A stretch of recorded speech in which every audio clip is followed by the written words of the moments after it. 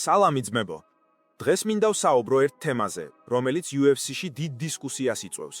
ჩემთვის პირადად ძალიან აშფოთებელია ის, რასაც ილია ტოპურია აკეთებს. სამწუხაროდ ის ძალიან ცუდი პრეცედენტი შექმნა. ქამრის მოპოვებისთანავე გადაწყვიტა ზემოთ აეწია სხვა წონაში, ისე რომ საერთოდ არ დაუცვია თავისი ქამარი. ეს ძალიან რთულად ინტერპრეტირებადია, რადგან მსგავსი ქმედება აკლია სტაბილურობას დივიზიონებში და UFC-ს ყოველთვის არ მოსწონდა ასეთი მფრინავი ჩემპიონები. ახლა კი გადავიდეთ ხამზად ჩიმაევზე, რომელიც ახლახანს განაცხადა, რომ აპირებს ასწიოს წონა ნახევრად მძიმე წონაში და დაპირისპირდეს ალექს პერეირასთან. ძმებო, გულწრფელად ვთქვა, ეს ძალიან რისკიანი ნაბიჯია. ნახევრად მძიმე წონაში უკვე დიდი და ძლიერი ბოიკერები არიან და სტრატეგიულად ეს არც ისე მარტივი მატჩია. ბევრმა თქვა, რომ მას მნიშვნელოვანი შანსები აქვს, მაგრამ მე პირადად ვფიქრობ, რომ ეს ზედმეტად დიდ გამოწვევას წარმოადგენს. რატომ ფიქრობს, რომ ალექს პერეირა შეიძლება ზემოთ ავიდეს? იმიტომ, რომ ალექს ძალიან დიდ წონას აგდებს. ის თითქმის 40 ფუნტს, დაახლოებით 18 კილოგრამს კარგავს იმისთვის, რომ 205 ფუნტში ჩაეტიოს. გარდა ამისა, ის უკვე რამდენჯერმე დაიცვა თავისი ქამარი და დაამტკიცა, რომ არის ნამდვილ ჩემპიონად. მაგრამ პრობლემა არა მხოლოდ მასშია. როდესაც ყველა შეუძლია ქამრის მოპოვებისთანავე სხვა წონაში გადასვლა, ეს დივიზიონებს ასუსტებს და ძირს უთხრობს სტაბილურობას. ილია ტოპურია იყო პირველი, რომელმაც ეს ცუდი პრეცედენტი შექმნა. ის უბრალოდ დაიცვა ქამარი და თქვა, რომ ზემოთ აპირებს ასვლას.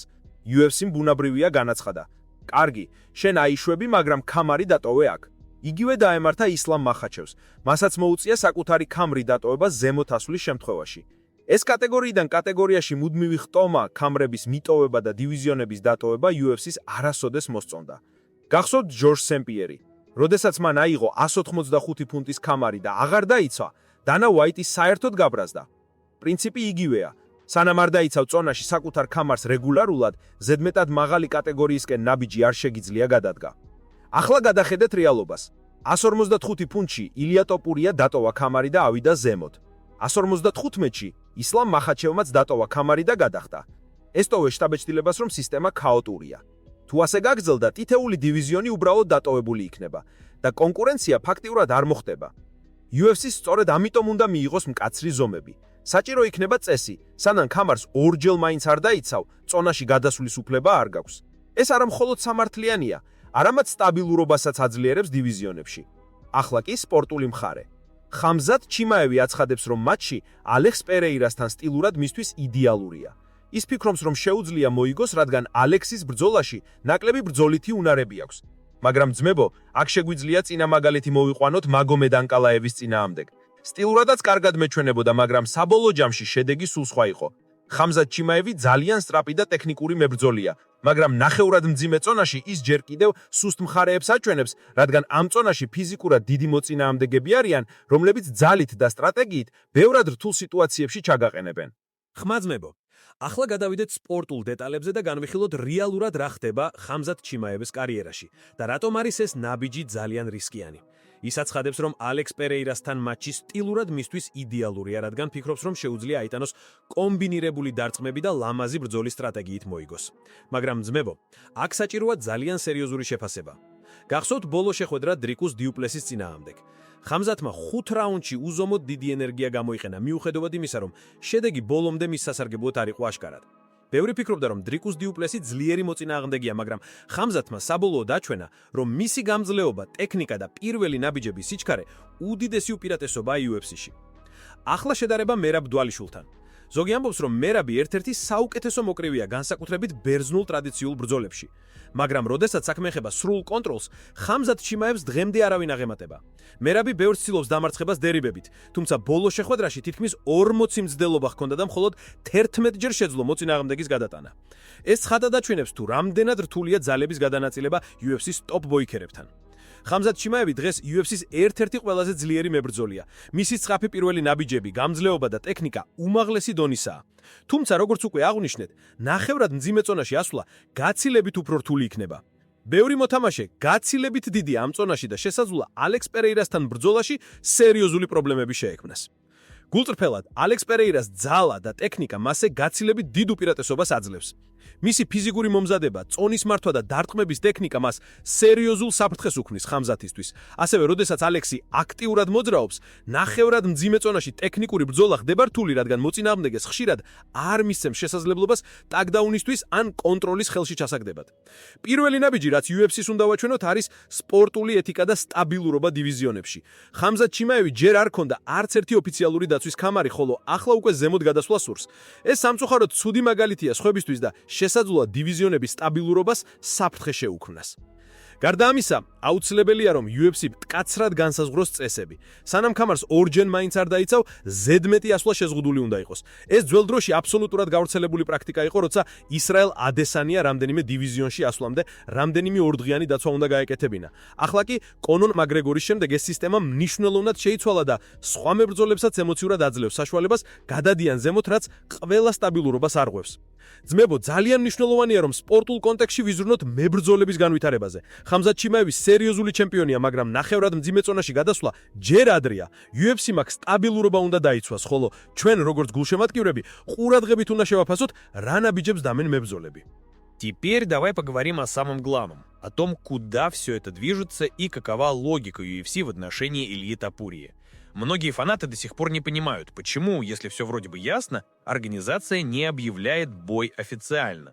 Ответ прост – деньги и стратегия. UFC уже давно перестала быть просто лигой бойцов. Это глобальный медиабренд, и каждое решение там просчитывается по миллиметрам. Им нужно не просто устроить бой, им нужно создать событие, которое станет вирусным, которое заставит людей спорить, делать мемы, записывать подкасты, писать статьи. И бой Ильи Топурии против Пэдди Пимблета идеально подходит под эту стратегию.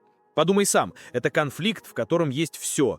Культурное противостояние, личные обиды, национальная гордость и огромная фан-база с обеих сторон.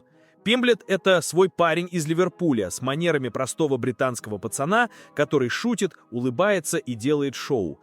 Топурия — дисциплинированный, хладнокровный и безумно уверенный в себе чемпион, символ европейской школы ММА. Они антиподы, и именно это делает их историю мощной. И если смотреть с точки зрения бизнеса, UFC не может пройти мимо такой возможности. Даже если спортивно Пимблет еще не заслужил этот бой, медийно он уже там. А Топурия, он в зените славы. У него идеальная репутация, у него есть харизма и, самое главное, он не молчит. Его высказывания собирают сотни тысяч просмотров, каждое интервью превращается в цитату. UFC обожает таких чемпионов, потому что они продают PPV лучше любого маркетинга. Теперь давай вспомним еще одну деталь. Потенциальный переход Ильи Топурии в полусредний вес, 77 килограммов. Он сам говорил, что хотел бы попробовать себя там, но UFC, судя по всему, не торопится это одобрять. И это тоже понятно. Компания хочет, чтобы Топурия еще минимум раз-два защитил свой титул, чтобы укрепить бренд вокруг своего имени. Только потом, когда он станет стабильным фейсом лиги, его пустят наверх, на охоту за вторым поясом. Но вот что интересно. Топурия мечтает о 3 поясах. Он об этом говорил открыто, хочет войти в историю как первый, кто завоюет 3 чемпионских титула в разных категориях. И если взглянуть трезво, это реально только для 2 человек. Ильи Топурии и Алекса Перейры. Они оба сумасшедшие атлеты, оба умеют переходить между дивизионами и оба невероятно уверены в своих силах. Однако у Ильи есть одна проблема – физика. 77 килограммов — это уже другая лига. Там парни вроде Камару Усмана, Шавката Рахманова, Леона Эдвардса. Илья, конечно, невероятно силен, но чисто антропометрически он уступает этим ребятам. Это не просто переход в другой вес, это переход в другую вселенную. Поэтому UFC не спешит. Им нужно сохранить баланс между риском и шоу. Но теперь давай вернемся к возможному бою против Ислама Махачева. Если Ислам поднимется и заберет пояс в 77 килограммов, то сценарий Топурия vs Махачев превращается в супербой века. 2 чемпиона, 2 представителя разных школ, разных культур и разных фан-баз. Махачев, представитель школы Хабиба Нурмагомедова, символ дагестанской дисциплины и контроля. Топурия — хищник, агрессор с убийственным напором и нокаутирующей мощью. Ты представляешь, какие цифры это принесет UFC? Это будет PPV, способный побить все рекорды продаж. Но, опять же, все упирается во время и деньги. Чтобы устроить такой бой, нужно, чтобы Ислам выиграл, чтобы Топурия оставался чемпионом и чтобы они оба согласились на условия, которые устроят обе стороны. А это месяцы переговоров, десятки контрактных пунктов и миллионы долларов. Вот почему UFC так тянет с анонсом. Они хотят подождать, чем закончится бой Ислама. Если он выиграет, бой против Топурии становится неизбежным. Если нет, тогда Илья получает Пимлета или Гейджи, и все продолжается по плану. А теперь, кстати, про Гейджи. Ты, наверное, заметил, что его имя все время мелькает в этих обсуждениях, но правда в том, что его позиция в UFC сейчас слабее, чем когда-либо. Он сам сказал, что если не получит бой за титул, то уйдет. Но в лиге такие угрозы никого не пугают. Дэйн Уайт слышал подобные слова сотни раз. UFC не строит планы вокруг ультиматумов бойцов, только вокруг того, что выгодно компании. А что выгодно? Шоу, рейтинги, подписки, хайп, и все это дает бой Топурия Пимблет. ძმებო, ახლა გადავიდეთ დასკვნებზე და რეკომენდაციებზე. პირველი რაც უნდა აღინიშნოს არის ის, რომ ხამზატ ჩიმაევი უდავოდ ძლიერი და უნიკალური მებრძოლია UFC-ში. მისი პირველი ნაბიჯების სიჩქარე, გამძლეობა და ტექნიკა მას უნიკალურს ხდის. მაგრამ ნახევრად მძიმე წონაში გადასვლა ჯერ ძალიან ადრეა. მას ჯერ არ ჰქონდა ოფიციალური დაცვა 185 ფუნტში, ამიტომ გადმოსვლა ზემოთ შეიძლება სარისკო აღმოჩნდეს როგორც სპორტული, ისე ფინანსური თვალსაზრისით. ალექს პერეირას გადმოსვლა მძიმე წონაში შეიძლება ახალი სიცოცხლე ჩაანერგოს დივიზიონში. ნახევრად მძიმე და მძიმე კატეგორიაში ვეტერანები და აქტიური მსხვილი მებრძოლები არიან, რომელთა წინააღმდეგ ბრძოლამ სუბუქ წონაში მიღებული გამოცდილებისგან განსხვავებულ სტრატეგიას მოითხოვს. ალექსი ფიზიკურად ბევრად უფრო ძლიერი და მომზადებულია, ამიტომ მისი დამატება მძიმე დივიზიონში ნამდვილად აძლევს ნოვაციას და მაყურებლისთვის ინტრიგას. UFC-ისთვის მთავარი გამოწვევა არის დივიზიონების სტაბილურობის შენარჩულება. ძმებო, ილია ტოპურიამ და ისლამ მახაჩევმა უკვე დაგვანახეს, რომ ქამრების მიტოვება და ზედმეტად ასვლა დივიზიონებს არღვევს. ხამზატ ჩიმაევის შემთხვევაში UFC-ს მკაცრი წესები უნდა დააწესოს. სანამ ქამარს ორჯერ მაინც არ დაიცავს, ზედმეტი ასვლა შეზღუდული უნდა იყოს. ეს უზრუნველყოფს არამხოლოდ სპორტულ სამართლიანობას, არამედ UFC-ს ბრენდის დაცვასა და მაყურებელთა ინტერესების შენარჩუნებას. რაც შეეხება სპორტულ თვალსაზრისს, ხამზატ ჩიმაევის სტილურად კარგად მიესადაგება ალექს პერეირას წინააღმდეგ. თუმცა ფიზიკური უპირატესობები და გამოცდილება შეუძლებელს ხდის მარტივ გამარჯვებას. ალექსის დარტყმების სიძლიერე, მოძრავი ტექნიკა და ტაქტიკური ინტელექტი ხამზათისთვის სერიოზულ გამოწვევას წარმოადგენს. აქედან გამომდინარე, ეს მატჩი არ იქნება მარტივი, როგორც ბევრს მიაჩნია. მოკლედ, UFC-მ უნდა აიღოს მკაცრი პოზიცია. მებრძოლებს უნდა ჰქონდეთ რეგულარული დაცვის შესაძლებლობა, სანამ ზემოთ ასვლას გადაწყვეტენ. ეს შეამცირებს დივიზიონებში ქაოტურ სიტუაციას, უზრუნველყოფს სამართლიან კონკურენციას და მაყურებლის ინტერესი გაძლიერდება. დასასრულს ძმებო მინდა ვთქვა, ხამზატ ჩიმაევი, უდაოდ ტოპი UFC-ს საუკეთესო მებრძოლებს შორის, ალექს პერეირა ძლიერი და გამოცდილებული, მძიმე წონაში გადასვლა საინტერესო იქნება, მაგრამ მხოლოდ მაშინ, როცა წესები დაცული იქნება. UFC-მ სტრატეგიულად სწორად უნდა იმოქმედოს, რათა თითოეული დივიზიონი დარჩეს სტაბილური და ინტრიგული. ძმებო, რას დავინახეთ, სპორტული თვალსაზრისით, დიდი ბრძოლებია მოსალოდნელი, მაგრამ წესების დაცვა აცილებელია, რათა ისტორიაში არ დარჩეს ქაოტური მაგალითები, როგორიც შექმნეს ილიამ და ისლამმა.